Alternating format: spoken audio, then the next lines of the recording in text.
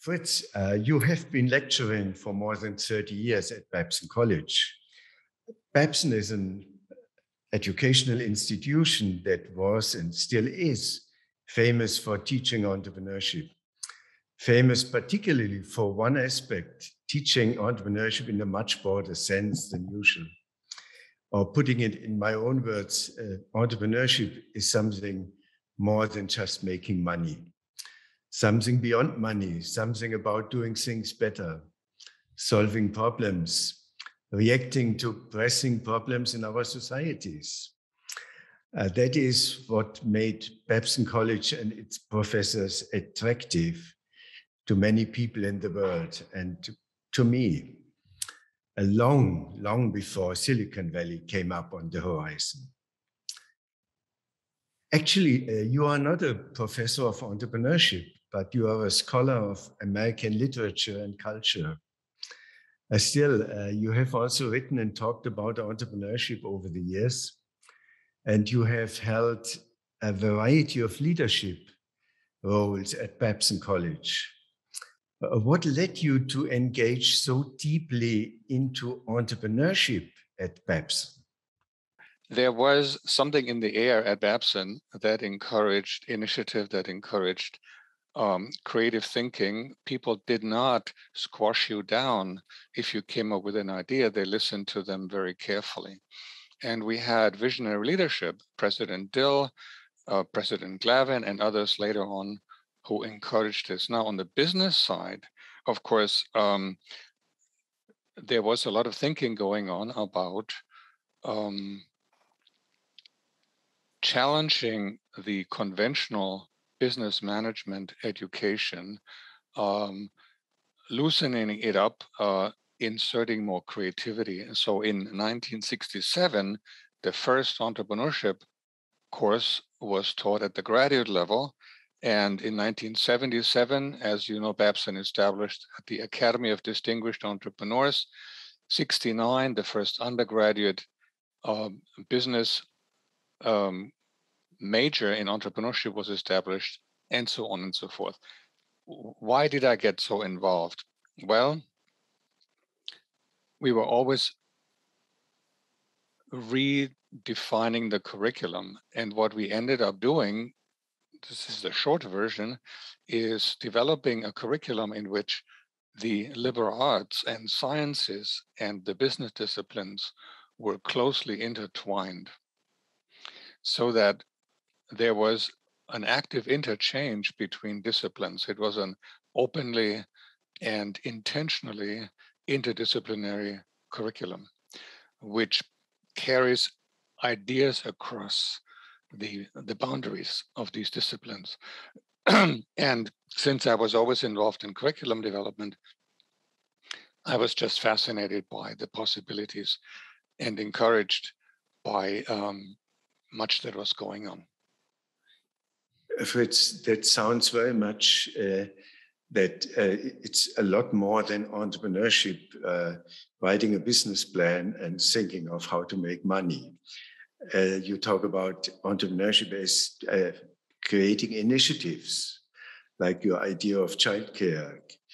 And you started doing entrepreneurship at a time in the 70s when nobody in Germany even thought about entrepreneurship. Even the term entrepreneurship was first heard in Germany in the 90s.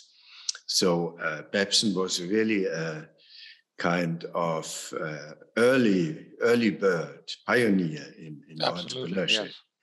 And they understood entrepreneurship from the beginning as something much broader than just business education. Well, there was an ongoing debate about, well, there is, in fact, an ongoing debate about what entrepreneurship encompasses. There was certainly always the idea of enabling some creative people to start companies and to make money. But that broadened out over time. For instance, people started talking about intrapreneurship. What would it mean to have people take the initiative in large corporations? to transform them into more nimble, flexible organizations. There was talk about um, branching out into the political world, into the social world. Are there solutions to aspects of the status quo that were problematic that entrepreneurship could provide? And so there was a lively debate over the decades. And then, of course, in the 90s, the idea of social entrepreneurship enters. It's developed by some pioneering faculty in the management division. I was a bit in that conversation coming from teaching philanthropy, but it really came from the management folks primarily. The whole idea of agency, the whole idea of being able to do something, not being passive, a passive little cog in a wheel, took hold. First, let me relate to that term business plan, because I remember one of your colleagues, Jeffrey Timmons, who can be regarded as a father of the business plan. And he always spoke about that we should proceed from he called it the Brontosaurus, dinosaur capitalism, should be brought into something like a more sensitive capitalism. So from dinosaur to modern sensitive capitalism. So he did something much more than just talking about business. His vision was that it's about a kind of transformation in society, in business, to a better world. And it seems to me that the business plan was taken over from his thoughts. So the technique was taken over from him, but the ideas behind were not taken over. Jeff Timmons was tremendously charismatic and influential. He had a huge influence on Babson and on the discipline. He came from Harvard Business School and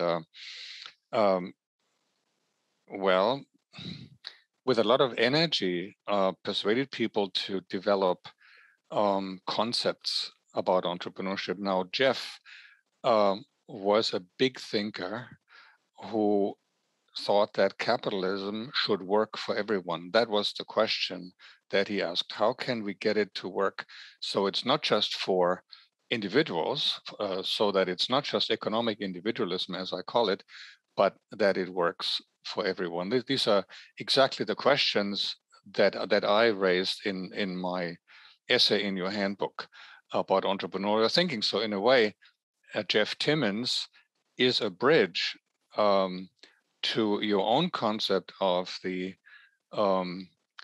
citizen entrepreneur, somebody who accepts and takes responsibility for the well-being of the larger world. I see Jeff Timmons really as a broad thinker who continues to inspire, even though I agree with you that the sort of the how-to aspect of his work was ultimately more influential than his thoughts about what is it for, what purpose does it serve. That has yet to be exactly accepted and maybe rediscovered.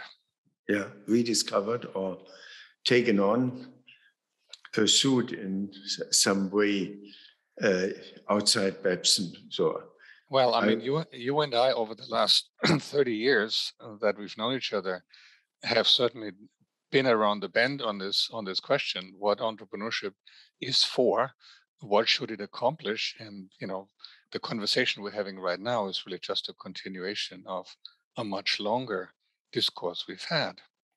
Fritz, the idea that entrepreneurship is something that has an emancipatory dimension, could you elaborate on that? What is the emancipatory potential that lies in entrepreneurship? Well, entrepreneurship is by definition anti-establishment in the sense that it is up against conventions, it's up against status quo, whatever it is. It questions the status quo. It says, how can we do things better? How can we do things differently? In many ways, more creatively. So it has a liberating effect on people who engage in this. And of course, freedom comes with a lot of risks. So there's always the liberation and the risk that go hand in hand. Now, the word emancipation, of course, goes back to a Latin word, not surprisingly. In the Roman Republic, emancipation was the act by which a father emancipated a son from the patria potestas, which was the legal power of the father over the family. So it, from the very beginning, the word carries the connotation of liberation. And of course, you could also emancipate a slave. Manumission was the later term, but it was called emancipation in the Roman Empire. So when I say liberation, when I say entrepreneurship as emancipation, I mean taking responsibility for one's own life, for one's own success, for one's own economic well-being. So it has much larger social and political implication than just business implications. Clearly, it has political implications. The entrepreneurial citizen is somebody who sees him or herself as a participant, not simply a follower. So leadership comes into play, agency comes into play. I have a bumper sticker that says democracy is not a spectator sport. You can't just follow it. You can't just look at it. I would say the economy business is not a spectator sport. You are involved in it in so many ways as an employee, as a consumer, et cetera, et cetera. You might as well emancipate yourself by taking charge of by controlling what you can control. You know, Entrepreneurship Summit has a lot of young people that want to become founders. And by that, they want to become active. And in my experience, they want to do more than just earn money. So what could you suggest for young founders that when they start their business, what should they have in mind to do a little bit more than business? Well, first of all, they do have to think about success, how to make their business work and how to make money. There's no question that this is the number one consideration that they will have in mind. However, they should also consider how their business, their intended business, fits into the world and fits into their lives. For instance, is this a business that does ecological damage? Is this a business that is terrible for people, or is it good for people? Is it something that you can be proud of, besides the financial reward, when you die? Is this something that makes a difference in the world, a positive difference in the world? So I think the idealism that you were talking about has to be an ingredient. What kind of a mark do I want to leave on the world?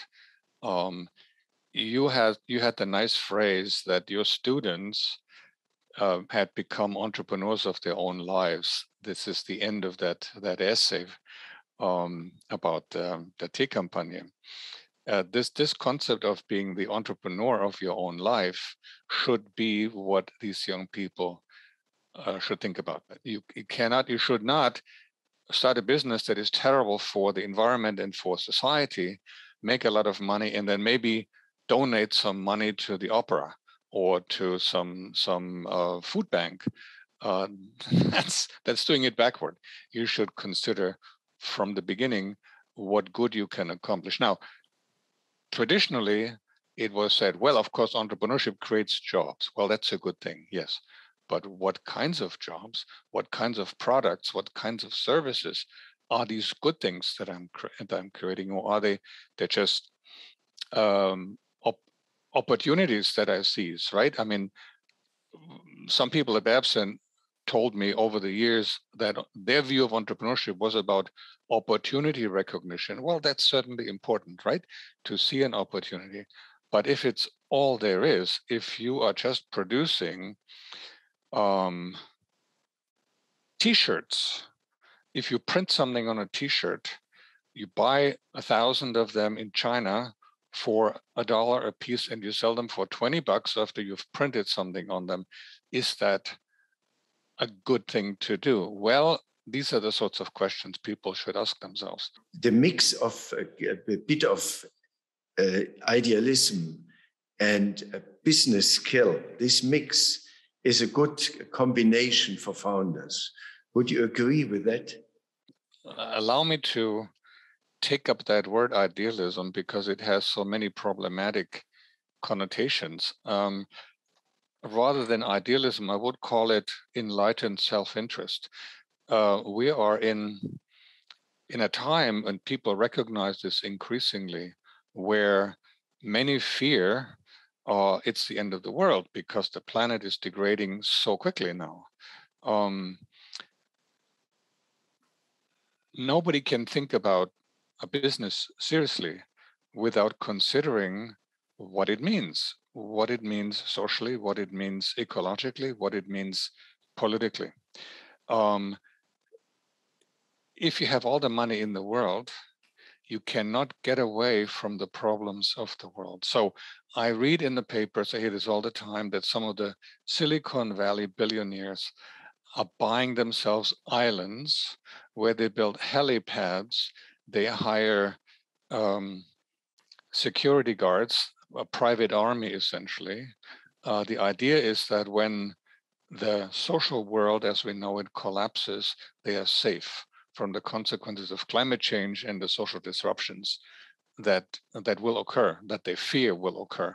Some people even think about settling Mars once this planet is exhausted. These are extremely stupid ideas to my mind, because the solutions to whatever problems we have today require collaboration, they require connectedness.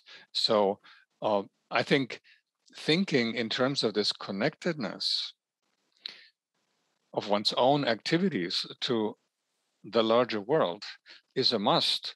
Idealism or not, it's just, I think it's self-interest to do that, to think about that, because you cannot survive as an individual if the rest of the world goes to hell. There's just no way.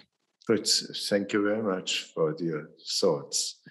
I think it's very helpful for our summit. Thank you very much. Thank you for talking to me.